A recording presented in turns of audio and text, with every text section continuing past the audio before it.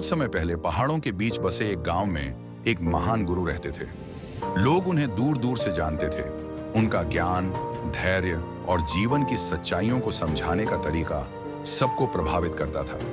गुरु का एक शिष्य था, नाम था अरुण। अरुण पढ़ाई में अच्छा था, गुरु का आदर करता था, पर उसमें एक कमी थी। जैसे ही कोई कठिनाई सामने आती, वह जल्दी हार मान लेता। थोड़ी मेहनत करता और तुरंत कह देता, गुरुदेव, ये मेरे बस की बात नहीं।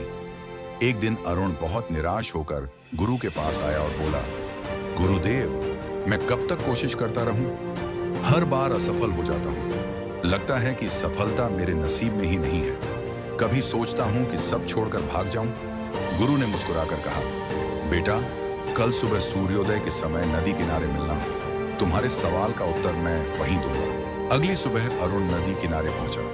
ठंडी हवा चल रही थी और सूरज की किरणें पानी पर सुनहरी चमक बिखेर रही थी। गुरु पहले से ही वहां बैठे थे। गुरु बोले, आओ अरुण, मेरे साथ पानी में चलो। दोनों धीरे धीरे नदी में उतरने लगे। पानी कमर तक आया, फिर छाती तक। अचानक गुरु ने अरुण का सिर पकड़कर पानी में डुबो दिया। शिष्य छटपटाने लगा, पैर मारने लगा। उसे लगा कि अब दम घुट जाएगा। कुछ पल बाद गुरु ने उसे बाहर निकाला। अरुण हांफते हुए बोला, गुरुदेव, आपने ऐसा क्यों किया? मैं तो मर ही जाता।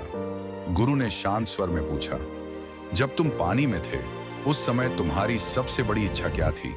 अरुण ने तुरंत कहा, सांस लेना, बस सांस लेना। मुझे और कुछ नहीं चाहिए था। गुरु ने गंभीर स्वर में कहा, यही जीवन का सबसे बड़ा राज है अरुण। जब तक तुम्हारी सफलता की इच्छा उतनी प्रबल नहीं होगी जितनी उस समय सांस लेने की थी, तब तक तुम्हें मंजिल नहीं मिलेगी। मुश्किलें आएंगी, लोग हंसेंगे, हालात रोकेंगे, लेकिन अगर चाहत भीतर से आग की तरह जल रही हो तो कोई ताकत तुम्हें रोक नहीं सकती।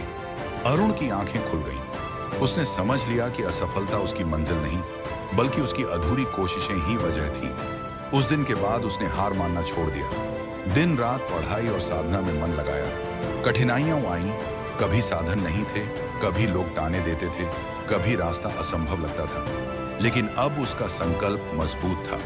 वर्षों की मेहनत के बाद वही अरुण महान विद्वान बना। उसकी विद्या और ज्ञान से गांव ही नहीं, आसपास के लोग भी लाभ लेने लगे और हर कोई कहता, देखो, यही है असली लगन और गुरु की शिक्षा का फल। एक, सफलता केवल उसी को मिलती है जिसकी चाहत सांस लेने जितनी गहरी हो। दो, कठिनाइयां मंजिल की राह में इम्तिहान की तरह आती हैं। जो डटा रहता है वही जीतता है।